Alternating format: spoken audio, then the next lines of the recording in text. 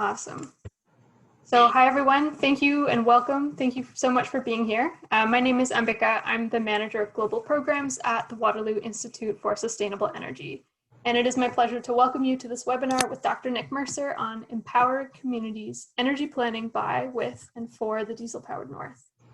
The Waterloo Institute for Sustainable Energy and the University of Waterloo are located on the traditional territory of the Haudenosaunee, Anishinaabe, and Neutral people. 10 kilometers on either side of the Grand River is known as the Haldimand Tract, land given to the Haudenosaunee by the British General Haldimand for their support in the American Revolutionary War.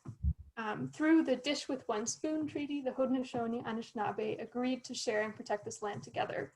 But what a lot of people don't know is that all settlers residing on the Haldimand Tract have also been invited into this treaty, including myself, including many at WISE and Waterloo, and probably quite a few of us on this call too. At WISE, we are actively continuing to learn our responsibilities as Dish with One Spoon members and our role in working towards reconciliation. If there's anyone who's interested in learning more about the Indigenous history of the Haldimand Tract and of Waterloo, I would really highly recommend this book, The Clay We Are Made Of by Susan M. Hill. And if there's anyone in Waterloo who can't find it, you're welcome to borrow my copy. So I'd now like to introduce today's speaker, Dr. Nick Mercer. Dr. Mercer is a settler researcher who recently completed his PhD in geography at the University of Waterloo. A Shirk Doctoral Fellow and WISE Energy Council of Canada Energy Policy Research Fellow, Nick's research involves energy planning by, with, and for Inuit communities in off-grid diesel-powered Labrador. Awarded a Shirk postdoctoral fellowship within Dalhousie University's School for Resource and Environmental Studies, Nick is currently on work experience leave as he holds the position of Regional Energy Coordinator with the Nunatsiavut government in Northern Labrador. So thank you, Nick, for being here today, and I will pass it over to you. Hey, good afternoon, folks, and thank you very much, Ambika, for the very thoughtful introduction. As Ambika had said, folks, my name is Nick Mercer. I'm a settler researcher. I recently completed my PhD in geography at the University of Waterloo. I was awarded a postdoctoral fellowship based at a Dalhousie University in the fall of 2020. Alas, my love for Labrador and Newfoundland proved a little bit too strong, and I'm currently on work experience leave as I hold the position of Regional Energy Coordinator with Nunatsiavut government based out of Nain, Labrador. So today I'm really grateful and humbled and excited to talk about my PhD research, which involved grassroots approaches to energy planning with Inuit communities and diesel-powered Labrador. Let's see if I can get these slides to move. Ambika had done a very thoughtful land acknowledgement. I'd just like to respectfully acknowledge that today that I'm presenting from Happy Valley Goose Bay, which is the homelands of the Inu and Inuit of Labrador. And I'd like to acknowledge as well their ancestral and continued ties to the lands, waters, and ice of the beautiful territory that I stand on. So before I begin, I'd like to provide a little bit of contextual background on the off-grid diesel dependence challenge in Canada, but I'd also like to point out some of the beautiful photography throughout my presentation. So Tara Keefe is an Indigenous and Inuit photographer from Blacktickle, Labrador, one of my case study communities, and Tara has given me permission to use all of her photos throughout my presentation. So you folks can find more of Tara's brilliant work, her brilliant photography showcasing life in Nunavut on Instagram at Tara_Keefe1996. I encourage you to give her a follow and check out some of her brilliant pictures. So generally, Canada is perceived as a global leader in regards to renewable energy development, and much of this is attributed to the fact that the country is the second largest producer of hydroelectricity in the world. So we all know that currently Canada gets about 60% of its electricity from large-scale hydropower. About 20% comes from fossil fuels, mostly coal, but also a little bit of natural gas and oil. 15% comes from nuclear generation, almost predominantly in Ontario, but also at the Point Lepreau generating station in New Brunswick. And the remainder, about 7%, comes from non-hydro renewables. So this is mostly wind energy, but also a little bit of solar power, a little bit of biomass energy. Of course, where the electricity generation mix differs dramatically in Canada is at the off-grid scale. So the Government of Canada defines an off-grid community as one, any community that's not connected to a provincial or territorial electricity grid, and number two, any permanent settlement of at least 5 years or longer with at least 10 dwellings. And according to these criteria, there's about 258 off-grid communities located throughout the country. And as you'd expect, the vast majority of these communities, about 190, are almost exclusively dependent on diesel fuel for electricity generation. I think another really important thing to point out is that a large majority of off-grid communities, about 170, identify as First Nations, Inuit, or Métis. As such, off-grid energy research, off-grid energy policy, and off-grid energy advocacy must be centered on the rights of Indigenous peoples. So here's where I just want to take a quick second to criticize this figure. I can't go forward without pointing it out.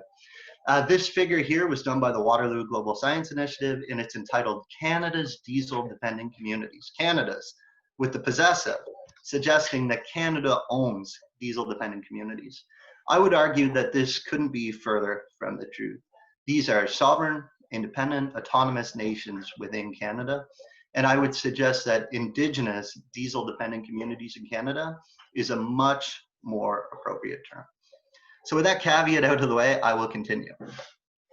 It's a very similar story right here in Newfoundland and Labrador, the province where I currently reside and where I conducted my doctoral research. Currently, Newfoundland and Labrador is producing about 95% of its electricity from large-scale hydropower. With the anticipated completion of Muskrat Falls, I say anticipated because no one knows if this project will ever actually be completed, this figure is expected to rise to 98%. However, where the electricity generation mix differs dramatically in Labrador and Newfoundland is the off-grid scale. So throughout the province, there's 20 off-grid communities that remain almost exclusively dependent on diesel fuel for electricity generation. These communities are represented by one of Nunatsiavut government in northern Labrador and the communities of Nain, Hopedale, Postville, Makkovik, and Rigolette, by the Innu Nation and the community of Natchitoches, or by the Nunatuhavut Community Council and Southeast Labrador. The Nunatuhavut Community Council and the diesel-dependent communities that they represent, so this region right here, were the primary partners in my doctoral research. And I will point out as well that the 5 diesel-dependent communities on the island portion of the province are settler Canadian communities. So why should we care about this? That's $1 million question. Well, generally, the research shows that diesel generators pose substantial economic, environmental, social challenges for off-grid communities. And I'll just give you a few examples. For instance, from an economic perspective, diesel generators are really expensive. While the average Canadian consumer pays something like 7 to 17 cents a kilowatt hour for electricity generation, the average unsubsidized cost of electricity generation in an off-grid community is a staggering $1.30 a kilowatt hour. So because the cost of electricity generation is so high, various levels of governments are required to step in and provide significant subsidies to keep rates affordable for consumers. And I like to point to Nunavut. In Nunavut, the entire population of 40,000 lives across 26 diesel-dependent communities. And in total, the territorial government is spending about 1/5 of its annual budget on the energy needs of the territory. So these are really important governmental dollars that could be going towards other governmental priorities like housing, like healthcare, like education, like food security, but the diesel system is a major drain on governmental finances. Diesel generation also poses substantial environmental challenges. One that I like to point to is the risk of fuel spills and leaks. This is a serious concern, especially in many Indigenous communities who remain highly dependent on the health of the land and the environment. So the government of Canada tells us that there's over 2,000 contaminated sites, at or near Indigenous communities in Canada. In the vast majority of these sites, about 70% are contaminated by, this is normally when there's a live audience, I would open the room for suggestions and you would all say diesel fuel. And of course, diesel generation also poses some substantial societal challenges as well. Reliability is a big one. Many diesel generators are old and aging, which can provoke reliability challenges. I like to point to Pekanjicum First Nation in Northwest Ontario. So prior to being connected to the provincial electricity grid in Pekanjicum, the local school board was losing about 20% of its educational time every single year due to blackouts at the local diesel generator. Due in part to these blackouts, it was taking high school students upwards of an extra year to finish their high school education. I like to think that if this were to happen in any grid-connected urban South community in Canada, that there would be national outrage about this. I also like to point to the fact noise. If you folks have ever been to a diesel-dependent community, diesel generators can be loud, noisy, disruptive, especially in these quiet, isolated northern environments. So I think we can all agree diesel generators can pose some serious economic, environmental, and social challenges for off-grid communities. Conversely, sustainable energy technology, so your wind power, solar power, hydroelectricity, these things are frequently promoted to improve the sustainability of off-grid communities. However, here's where I want to be very, very, very careful, as my research and the research of many others indicates that without legitimate processes of Indigenous ownership, Indigenous control, Indigenous engagement, that sustainable energy technologies can lead to economic, environmental, and social tensions of their own. And I just want to offer a few examples. So the first and biggest one that I like to refer to is misalignment with community needs. Oftentimes these projects are not aligned with the needs of communities. So back a few years ago in 2016, the Nunatsiavut government, the Inuit regional government that I currently work for, published an energy security plan. And what they found in this plan was that the greatest energy-related challenge in Nunatsiavut was heat security, or what they defined at the time as access to clean, affordable, and reliable heat. They found that upwards of 60% of the homes in their territory in different communities were inadequately heated. So to put that differently, upwards of 60% of community members in Nunatsiavut, in Nain in particular, but also Hopedale, were living in cold homes. So if a company were to come in, build a large-scale wind farm, a large-scale solar array, technologies that are capable of providing electric heat, this would do almost nothing to improve the most pressing energy-related need in the territory, which is access to clean, affordable, and reliable heat, because over 90% of the population uses wood as their primary heat source. So oftentimes these projects aren't aligned with the needs of communities. The second one I'd like to talk about is self-determination or self-sufficiency. So we've all heard renewable energy projects are promoted to improve the self-sufficiency of Indigenous communities. And there's three primary ways that these projects will typically do this. One, by producing your own source of energy. You don't have to import from anyone else. You're producing your own energy, you're autonomous. Number two, by owning these projects, you can help to facilitate processes of internal decision-making. And number three, by owning a renewable energy project, you can generate some revenue, which you then invest in your own self-determined priorities. However, here's where I want to be really careful, as some research suggests that sustainable energy projects can actually erode self-determination and self-sufficiency. And they do this in three primary ways. Number one, oftentimes it's not communities themselves that own these projects. Instead, it's an outside level of government. It's an outside corporation. And if this is the case, this can actually lead to further intrusion of Western models of resource governance into Indigenous communities. So one thing I always like to say is Black Tickle Labrador any better off if Walmart Canada owns a renewable energy project in their community and they export all the profit to an urban center in Canada's south? I don't think so. But also, renewable energy projects can create massive administrative burdens for communities that are already operating at capacity. And thirdly, renewable energy projects can unfairly expose community members to the risks that are associated with brand new technologies that have never been tested before. So the question I like to ask in my research, does this mean we shouldn't pursue sustainable energy projects in Indigenous off-grid communities? And absolutely not. That's not what I'm arguing. However, what I will suggest is that in order to have successful sustainable energy projects, they must be grounded in legitimate processes of Indigenous ownership, Indigenous control, Indigenous engagement, which is all embedded in Indigenous worldviews. So enter my doctoral research. Working with two Inuit scholars, Dr. Debbie Martin at Dalhousie University, who has immediate and family ancestral connections to St. Louis, Labrador, as well as Dr. Amy Hudson, who's the Director of Research with the Nunatsiavut Community Council and was born and raised in Black Tickle, Labrador. We built this. And what we called it was the 4-right approach to community energy planning.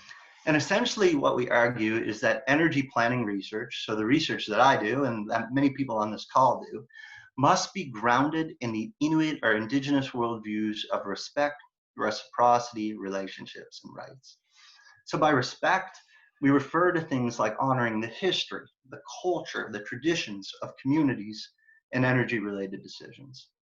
By reciprocity, we refer to the fact that far too often it's only researchers that benefit from energy planning research. So way too often we go into Indigenous communities, we collect data, we publish our reports, we publish our thesis, we publish manuscripts, we get degrees, we get credibility, we get all kinds of advancement to our careers, but the communities themselves are left with almost nothing. So we argue that community members and communities should be the principal beneficiaries of energy research. Relationships.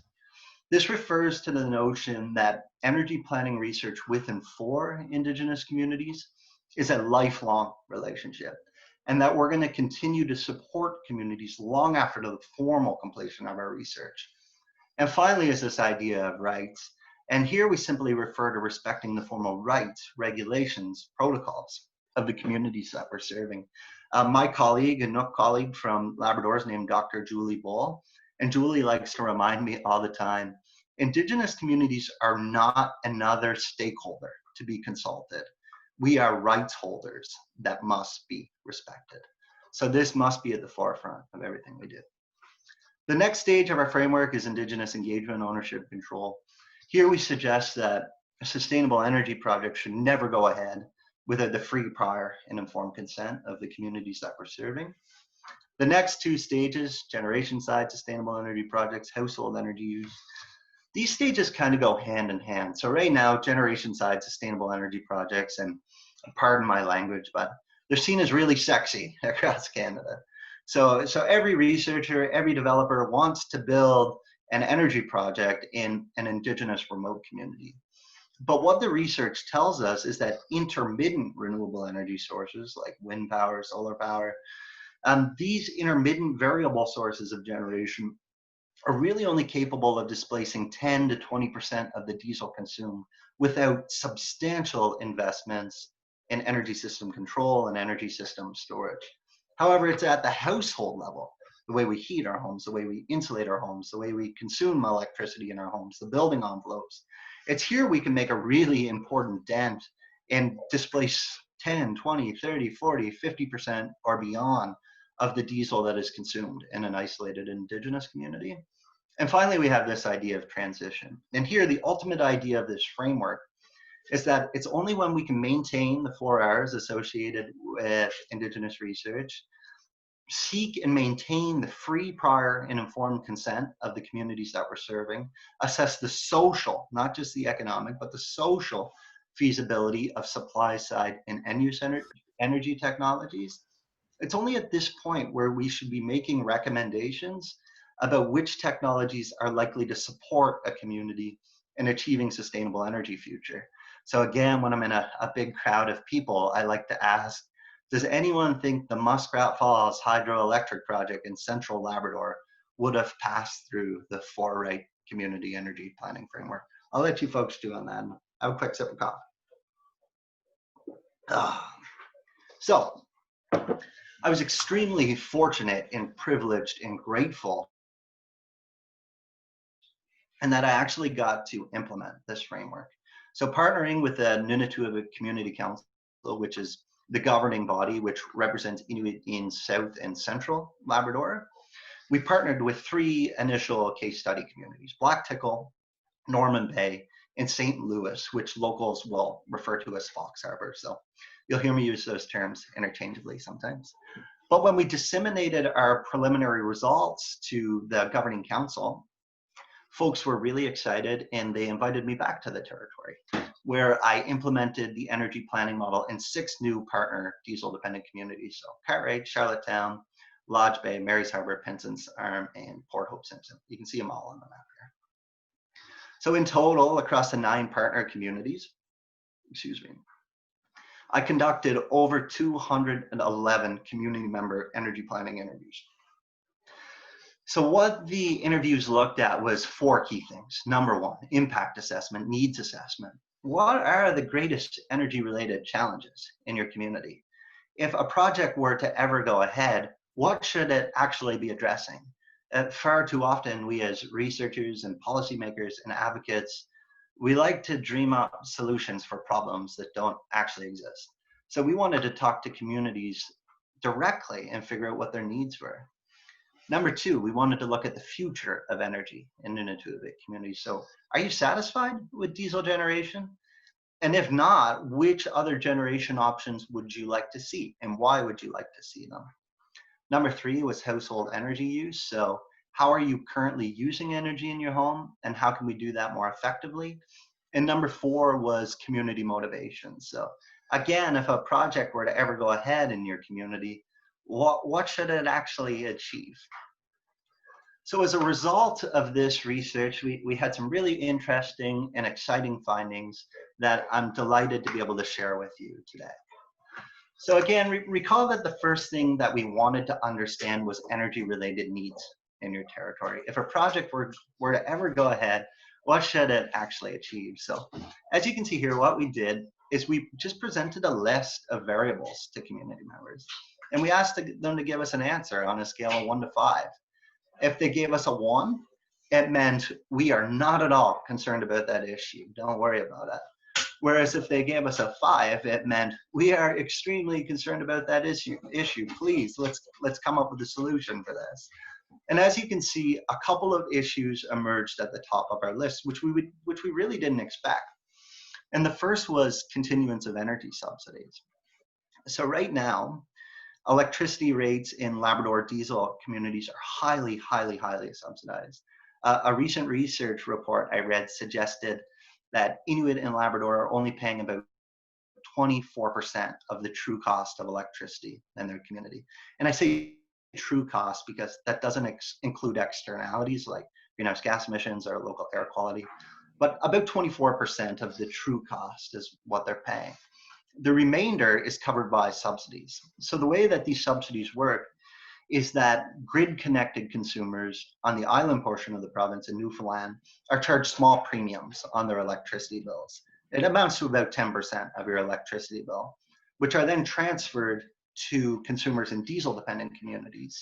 And in total, these small individual transfers amount to anywhere between $30 to $40 million per year. So community members told us that they're absolutely horrified that one day these outsider subsidies that are provided by Newfoundlanders may disappear.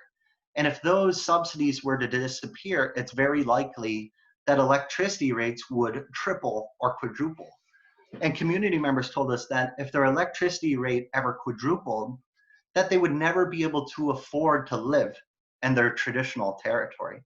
So by depending on outsiders for energy subsidies, people live in a high amount of anxiety and fear. The second one I wanted to visit is the cost of electricity. And I found this one so interesting because when we spoke to community members, they would say, hey, we're actually satisfied with the current cost of electricity. And that was somewhat confusing to me because they ranked it so high. But this is the importance of qualitative research to get meaning out of the data.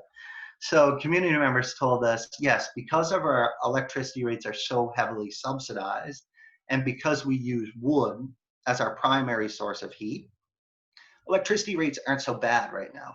I mean, it's not uncommon to pay $30, $40, or $50 a month for electricity generation in a Labrador diesel community.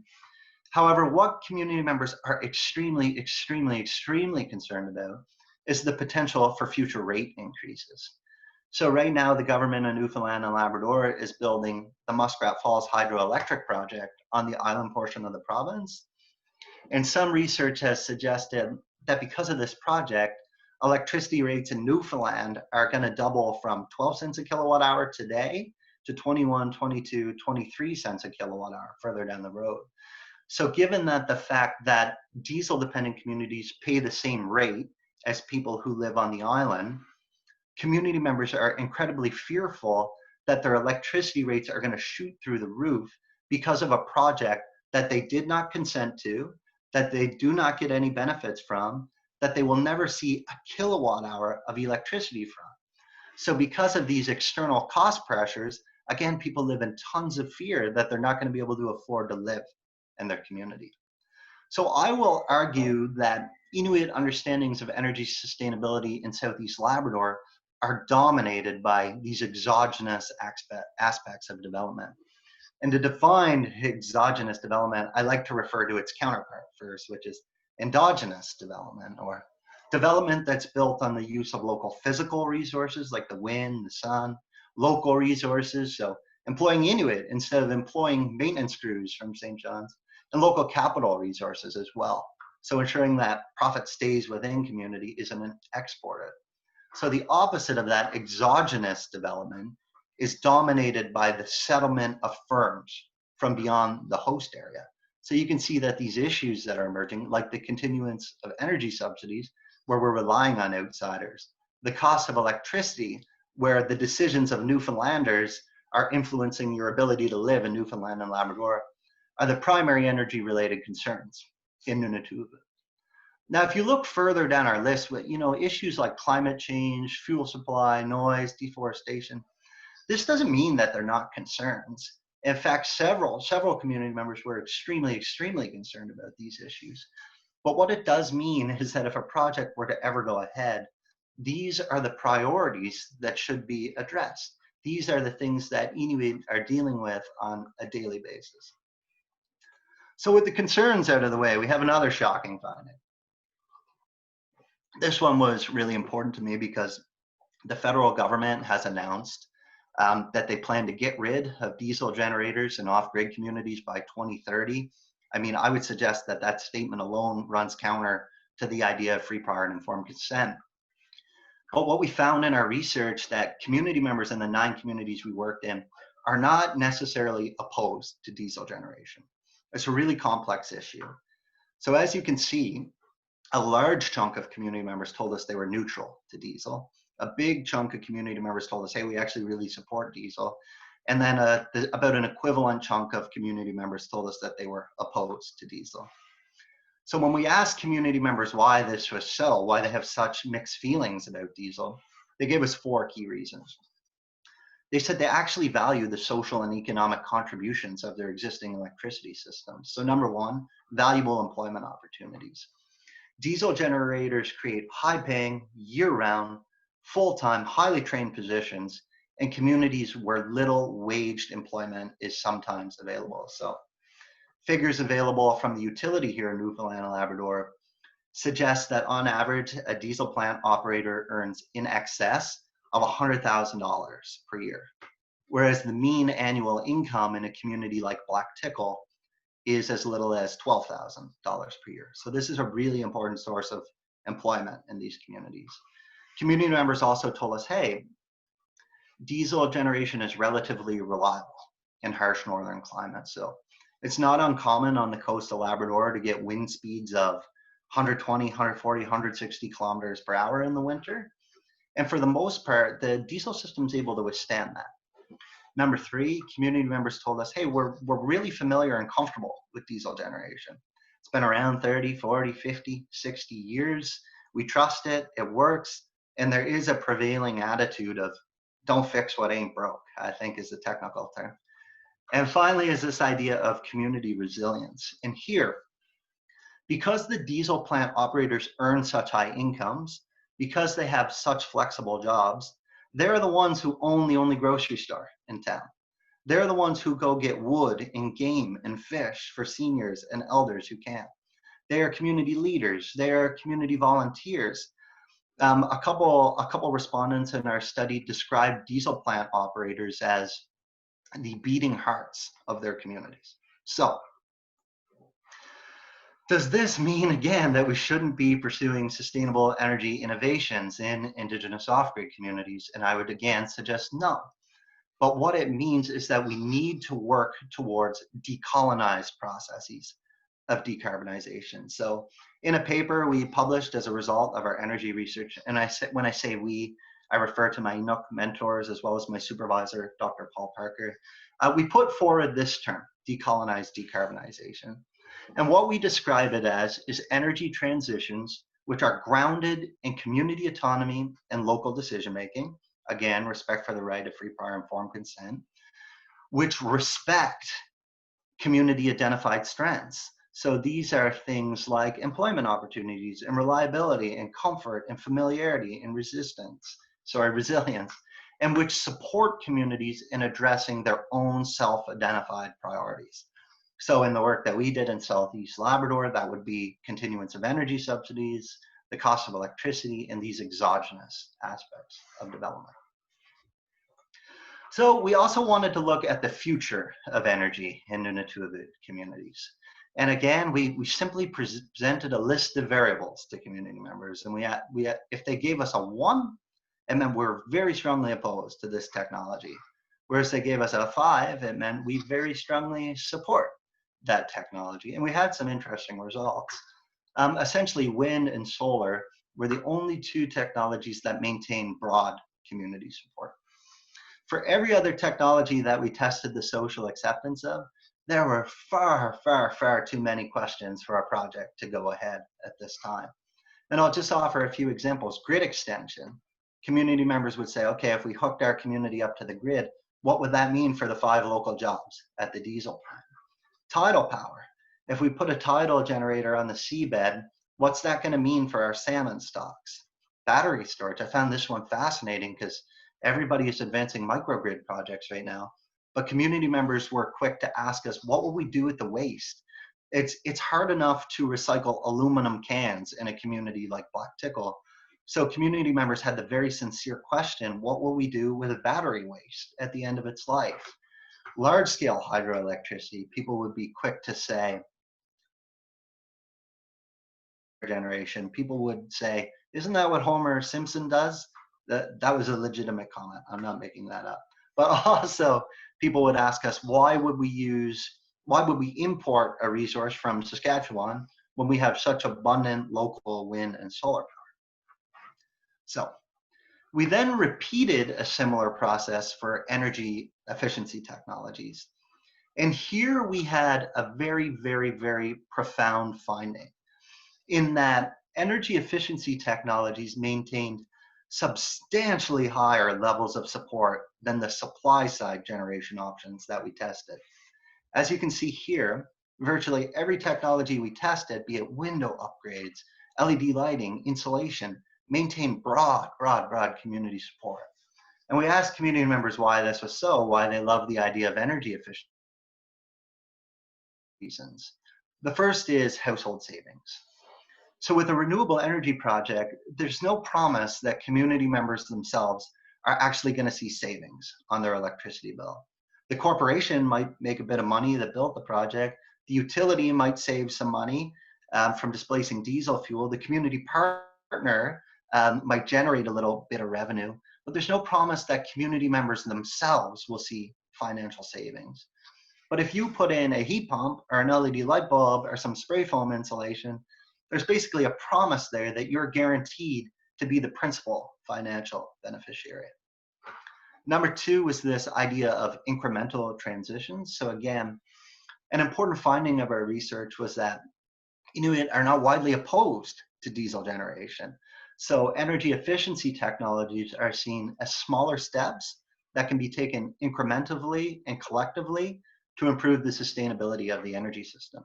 So instead of coming in and bulldozing the diesel plant, these are smaller steps that everyone can take.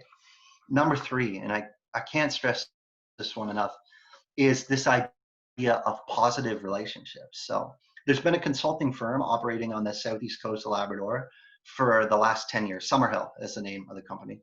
And they have an energy efficiency program in place where what they do is they hire locals, they train locals to give away energy efficiency products to community members for free. So this is a program that creates local jobs, that trains local people, that saves on electricity bills, that collectively improves the environment. And community members told us what is not to love about this model of development. They'd like to see more of it. And finally was this idea of stewardship. And again, the respondents that we interviewed stressed that their traditional way of life was to use every single part of an organism, of a being, of an animal, of a fish, of a plant that you harvested. So our respondents were quick to tell us, why would we waste energy? It's not the way of life in our communities. So finally, the last important finding of the study I'd like to talk about is this, what we call the CARES framework for understanding community support. So essentially what we did here is we asked our 211 respondents why they support or why they oppose particular sustainable energy technologies. And what this framework is it's a combination of the 5 most common themes which explain community support or opposition to sustainable energy technologies. Now, one thing I want to stress, this is not a recipe to reach consent with a community. That would be coercion. However, what this is a tool that decision makers, that communities, that developers can use to understand which technologies their community members will support and why. So briefly, CARES acronym, the first layer is community familiarity and understanding. So community members basically told us, we are not willing to support a technology that we do not understand. So there's a deep desire to understand the risks and benefits of a particular technology before you proceed with development. So when we talked about things like nuclear generation or even batteries or pumped hydro storage, community members would say, we don't understand enough about the risks and benefits. We don't want to hear it till we know enough.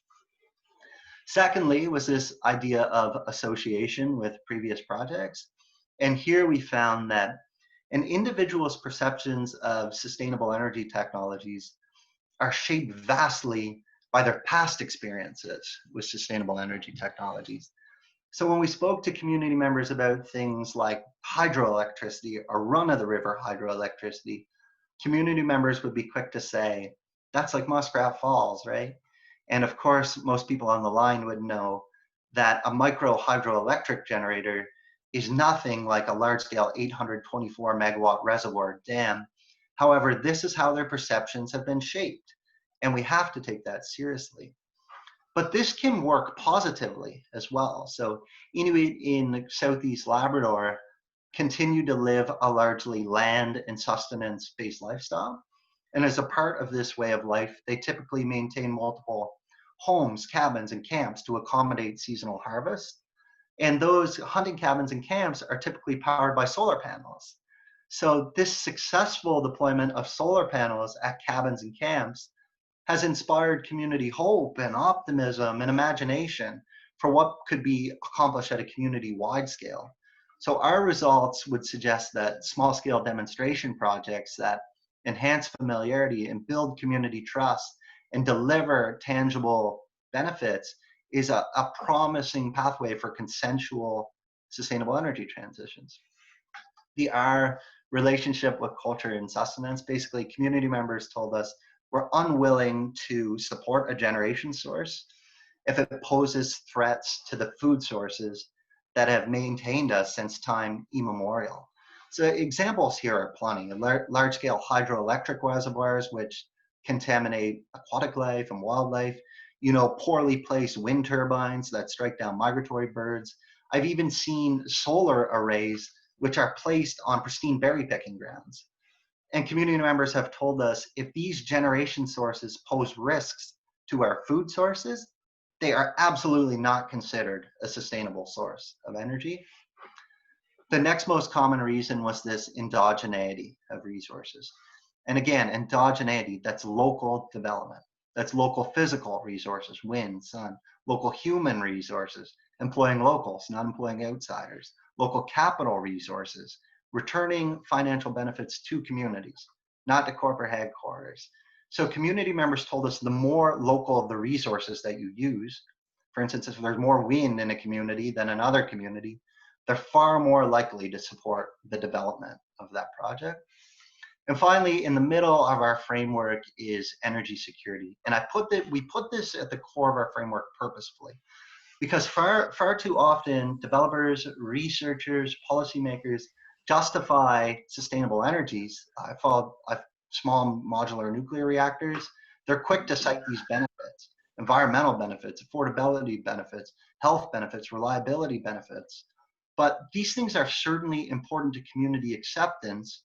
But if you don't have the initial layers of the framework, the community members aren't going to be interested in its development. So you need to have the C, the A, the R, the E, and the S. My girlfriend told me the other day that if you're missing the E and the S, then it's just a car. It's not CARES anymore. So finally, to conclude, generally Canada is perceived as a global leader in renewable energy development. However, we know that the electricity mix differs dramatically at the off-grid scale. The vast majority of off-grid communities are Inuit or First Nations, and off-grid energy research, policy, and advocacy as a result must be centered on the rights of Indigenous peoples, even though their knowledge, their perspectives, their consent has often been excluded from this discourse. So I went over a few of the key contributions of my work, but one of the ones I would just like to stress again is this process of decarbonization. Sustainable energy technologies have a lot to offer the world, but they need to be grounded in community autonomy and local decision-making. We need to have a profound respect for the existing benefits that exist at the community level. And we need to support communities in addressing their own priorities instead of imposing our priorities on them. So just some brief acknowledgements: NCC for letting me into their territory and the incredible knowledge and gifts that they've given me. Our funders, the Shared Future, Conservation Corps, Newfoundland and Labrador, Waterloo Institute for Sustainable Energy, and SHIRC. I've included some select references in case anyone thought I was lying about any of my information. And I would absolutely love to open things up for discussion. My contact information is here. If there's ever any way I can support you in the work that you're doing, please touch base. Thank you so much, Nick. Let's just take a moment, and if anyone who's able, just turn your video on for 1 second. Let's give a quick wave or a quick round of applause. Thank you so much for sharing your research and your experiences. Thank you. Oh, so nice to see other people. So thank you. And yes, let's open it up for questions. We've got 12 minutes until the official end of the webinar, but Nick has kindly agreed to spend a little bit more time even after 3:30 if there are more questions. So please go ahead and unmute your mic or type it in the chat, whatever's easiest for you. Hi, Nick. Yeah, great presentation. That was a terrific walk. I work for Indigenous community in Fort Mackay in Alberta, northern part of Alberta. So I can pretty much relate to most of those things you really like the fact that you address Indigenous concerns. Researchers come to the Indigenous communities. They kind of sorry guys, I have a kid here. They grab all the work, not giving credit to the Indigenous community. You kind of really dive into a whole lot, sharing the culture, the knowledge, giving credit back to the Indigenous community. I think that is very, very important. But my question is, you looked at the exchange situation of Indigenous communities using diesel. Did you kind of, consider or even look at a mixture of electricity options where you have Indigenous communities that are using other sorts of electricity, maybe from the grid gas? Did you look at how to get such Indigenous community maybe to go green? Because most communities that have that option, they're kind of pretty comfortable not making effort to try to go green because they kind of have the opinion, well, the cost is not crazy. And I'm just speaking from experience, working for indigenous community in northern Alberta that have electricity that is, sourced from gas. That kind of option, did you kind of, take a look to see what would be the approach, to have a green electricity to such a community? That's fine, and it's such a pleasure to meet you. Yeah, I haven't given a ton of deal of thought to communities who are currently dependent on natural gas, and I understand that the cost pressures in some of those communities are not quite similar to very remote Arctic diesel dependent communities. But again, to return to this idea of decarbonization, I think what we need to do as researchers and policymakers and advocates is recognize that yes, existing energy systems like natural gas fired systems may have some advantages, like a low cost. And I think it's incumbent upon us as folks who are supporting Indigenous remote communities to recognize those benefits and then to perhaps propose self-identified solutions which maintain or enhance those benefits. So for instance, folks in Southeast Labrador, yes, they were very proud of the employment opportunities generated by diesel, by the reliability benefits, the resilience benefits, but they also recognize the challenges as well, like the significant subsidies that were provided, the cost of electricity. So what they are requesting is solutions which respect the benefits, but then help to improve the challenges as well. Does that answer your question? Yeah, it does. Thank you. Yeah, Thank you. I kind of understand. I mean, someone paying low electricity, cost, the appetite going green, unless, there's a driver or someone that will be able to make that case why they need to go green or, try to decarbonize. Yeah, they wouldn't find that appetite very much appealing. That's kind of, the struggle where I am at, try to convince the community I work for the need, to decarbonize, even though you have low electricity cost, but we need to decarbonize because it does add up, adding up from the oil sand emission going on, the electricity emission as well from the gas electricity. Yeah, but thanks. I enjoyed your presentation. Terrific work.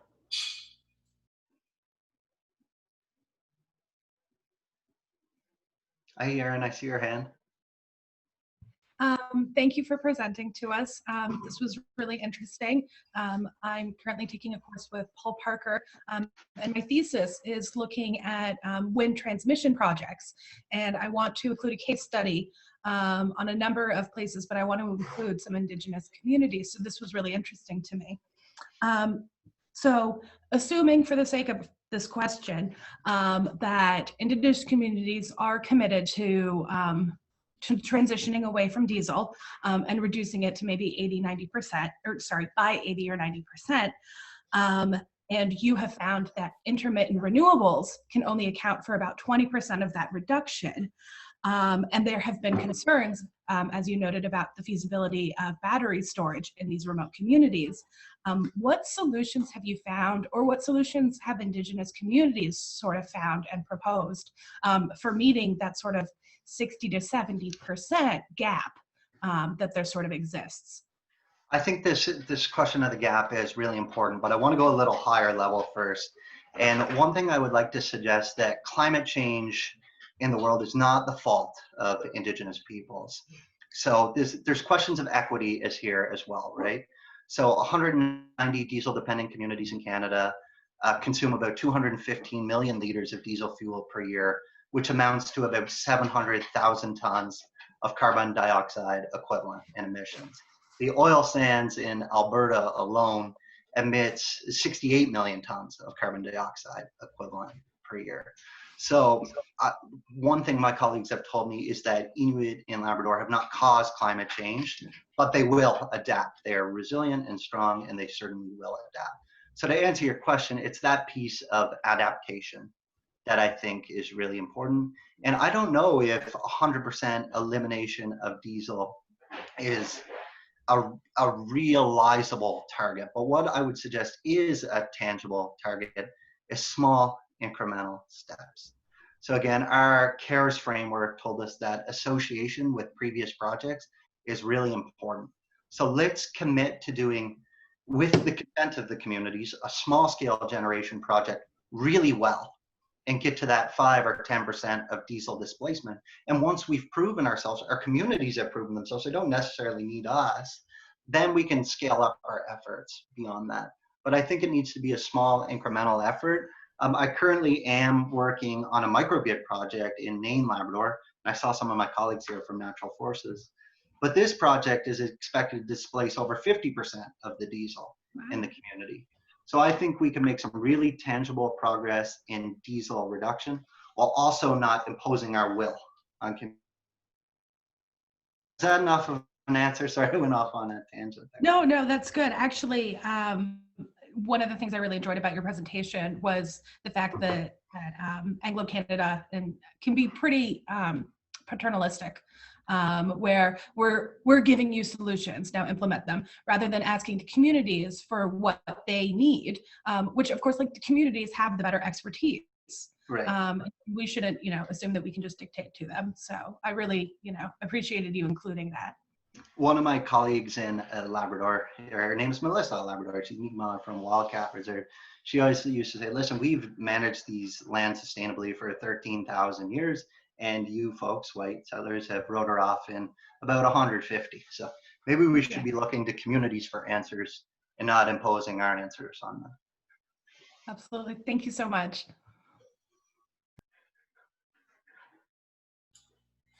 Nick, I did type a question in the chat. I don't know if you saw that. Oh, I'm sorry, I just see like a bunch of faces right now. I don't even see the chat. Okay. Yeah, I was asking if you're able to share your presentation. I mean, if that is okay, but if it's not, that's understandable as well. Absolutely, I'll share it. I think this lecture has been recorded as well. Okay, thanks. Yeah, the full lecture will be on WISE's YouTube page later, and I'm sure we can share the slides as well. Okay, sounds good. Thank you. I just see a question in the chat here, so I can read that out. Thanks so much for a fascinating and thoughtful talk. I'm very much interested to know more about how you are maintaining the relationship with the communities you've worked with, and if you engage them in the analysis, writing up, and publication, as I'm thinking through these challenges in my own work right now. This is a question from Leslie. Including community in perpetuity and continuing to support them, yeah. That's really important. So a little bit of background, I didn't grow up thinking I would be a grassroots energy planner with and for Indigenous diesel-powered communities. I was doing graduate work at Memorial University in Newfoundland, and a community was seeking a research assistant. So I had some free time at the time. I applied, and they wanted to do a project related to water security. And I knew nothing about water, but this is what the community wanted. So for 3 or 4 years, I worked on a water security project on behalf of the community. And then when the relationships were strong and I had proven some of the abilities that I had to build a PowerPoint and write a fancy document, at that point, I was invited to do more research about energy. So a lot of this work is sticking around, meeting community, not opposing your agenda above others. As for continuing the relationship, again, I think it's an ethical violation to collect your research and then leave. So as I had mentioned in the fall of this year, I was supposed to start a postdoc where for the Nunatu'avu Community Council, I am still set to develop, manage, and evaluate a community-oriented firewood social enterprise that's going to deliver wood to elders, seniors, female-headed households. So I'm currently on work experiences leave as I get a little bit of professional development for myself and take some time off from the academy after a 10-year war. But efforts are still very much afoot to tangibly improve the lives of Inuit in the territory that has given me so much in my life. Nick, quick question again. I was kind of wondering, did you have opportunity to report back to the community on your findings, maybe to even hold a validation meeting with them? Working for indigenous community, I find that has been very, very, helpful. They are so very receptive of, researchers that come back, to report back to them. I did a project, where we looked at the oil sand impact on indigenous communities. And when we came back to report back to the community, you wouldn't believe how thrilled they were. They were so excited. What they said to me, they said, "You are the first person coming back to report your findings to us. Others come, they grab all the knowledge from us. We don't see them again." So yeah, just kind of just a thought. Yeah, I think that's an incredibly important point. I spend every second of my free time in the territory that I work in. So Rebecca and I frequently take our vacations to Port Hope, Simpson, Labrador, where we talk about our findings to every single person who will join us for a game of darts in the shed. But beyond that process, so the Ninatu'a Community Council would absolutely not permit an outside researcher to conduct research in their territory if they didn't commit to bringing the results back. So I explained my methods a little bit more in that CARES paper that was published in Sustainability. But what we did is we held a results dissemination event in every single community that we worked in. And at this results dissemination event, we presented our preliminary results to community members, and then we allowed them to vote on whether or not the results accurately represented their views. So luckily, community members approved our results in every single instance. So we had their consent to carry these findings into the world. However, our mitigation plan was if community members were going to leave till we got it right. So we were going to stay, we were going to do more interviews, we were going to do more learning. And if we couldn't get to a point where community members thought our findings were representative, we were going to leave the project. If community members didn't think our findings were appropriate, we absolutely would not have published them. So we did make a great deal of effort to bring the results back to community. Nice, terrific.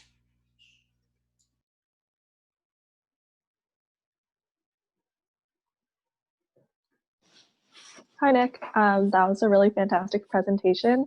And building on what you were just saying about, sharing in your presentation, you talk about increasing community familiarity. I wanted to ask just what are your recommended approaches to increasing familiarity with all these different, generation technologies and any project that you may implement, just to, bring everyone on board and also increase the general, knowledge on sustainability topics?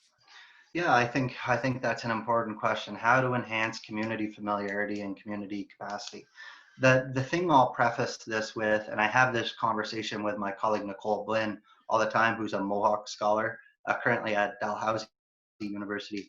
So community members are already experts in sustainability, right? They have sustainably managed their lands for thousands and thousands and thousands. Anything to teach communities. We have a lot we need to learn from communities. So I think in general, that's the approach we need to take to this community-based work. What can we learn from you? And how can we support you in delivering your own sustainability solutions without our imposition? But one finding I can conclusively point to is this idea of positive associations, right? If the ideas that we have are so great and so grand and are going to improve sustainability, show it to us. Like start these efforts off on a really small scale and prove to community members that your wind turbine works, that it's going to lead to cost savings in their pocket, that it's going to reduce emissions, that it's going to tangibly make their lives better. So start with the solutions that they've selected and do it well, right? Don't impose it on them. Take their concerns seriously and deliver the benefits that they would like to see as a result of this project. So it's twofold. It's recognizing community members are the PhDs. I don't bring any expertise to Black Tickle Labrador. They're the experts. And then prove it. Prove that your concept works and it delivers on what community members want. Great. Yeah, thank you.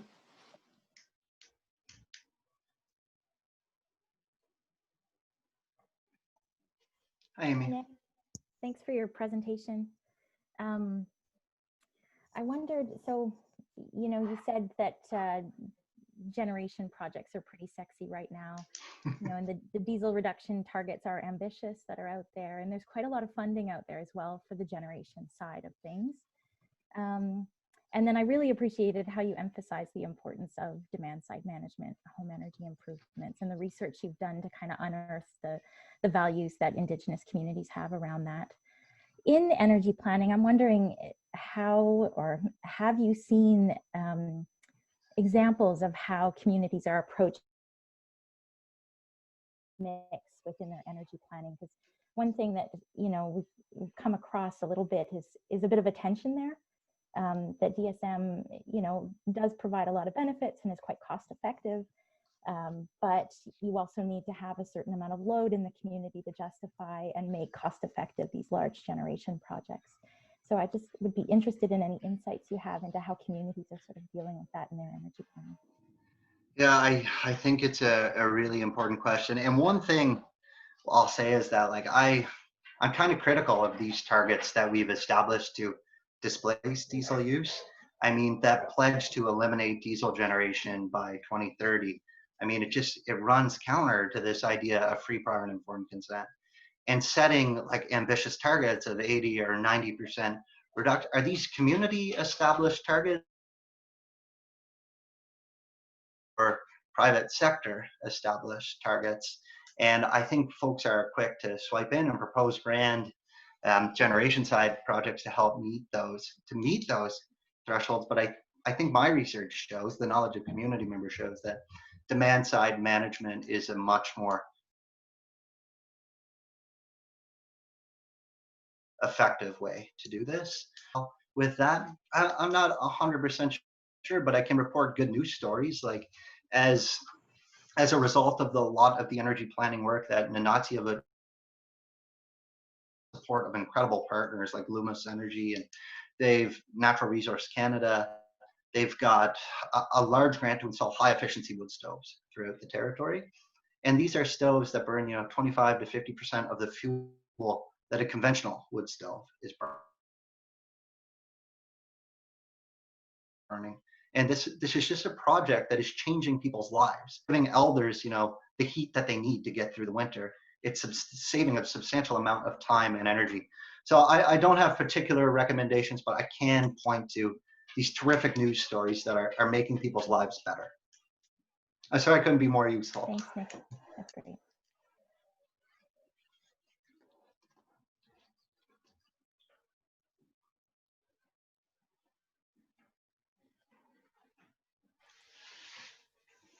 If I may ask a quick question.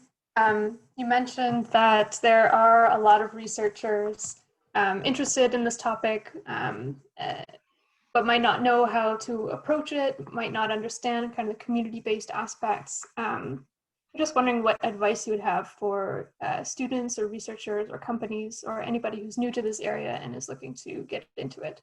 Yeah, everybody's like really excited to be a part of this area, but I would suggest that we need to check that excitement. Like, are we excited for this area because we see these grand benefits as a result of renewable energy technologies?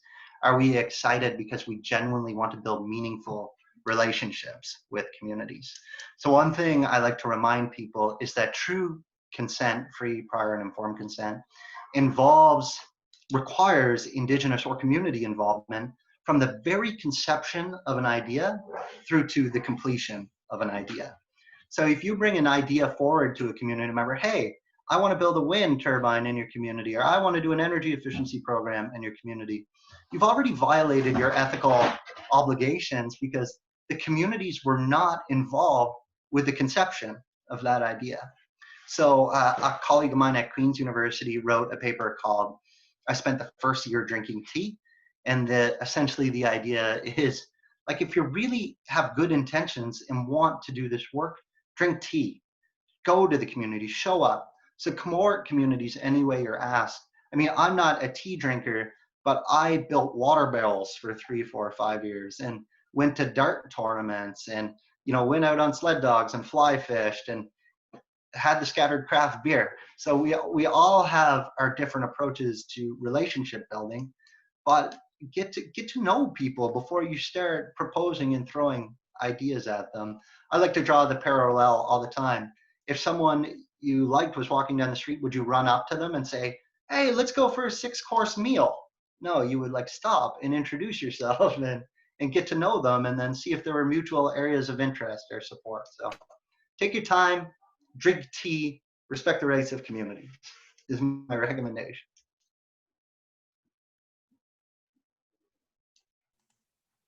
Thank you. Do we have any more questions for Nick? Hi, I just have one quick question building on what you just said, and I wanted to say thank you for your presentation. It was really great.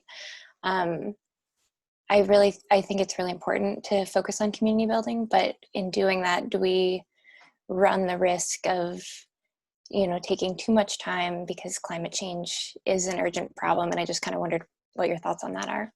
Yeah, I agree. Climate change is urgent, and the community members that I work with recognize the urgency of climate change. They're on the front lines of climate change. They did not create this problem, but they are the one who have to deal and reconcile with the effects. So in the territory where I'm working now, Nain, climate models suggest that Nain is going to be 7 degrees Celsius warmer in the winter time by 2050. So they recognize these issues. They recognize the urgency of the issues. But again, I would just remind people of the importance of equity. Indigenous diesel dependency in communities did not create the climate change problem. They will adapt, they will survive, they will prosper. They are resilient and strong. And communities want to do their part to act on these issues, but it requires working with communities and building those meaningful relationships and not imposing our will. I'm okay with imposing my will on a large corporation who has made tons of profit and who has emitted tons of greenhouse gas emissions. Communities are not responsible for this problem.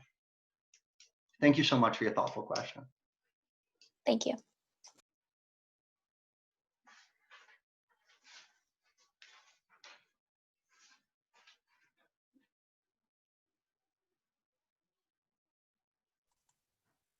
Any other questions or comments?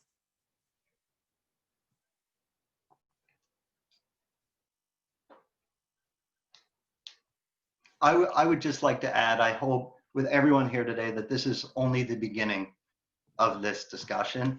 I'm here at all times, email, phone, pub, whatever you want to do. I'd love to connect with you folks and continue talking about relationship building and its role in sustainable energy transitions. Thank you so much for your attention and your thoughtful questions. I greatly appreciate it. And thank you, Nick, for sharing your experiences, your research, and spending so much time with us and having a really good discussion as well. I really appreciate it. I really appreciate you being here today.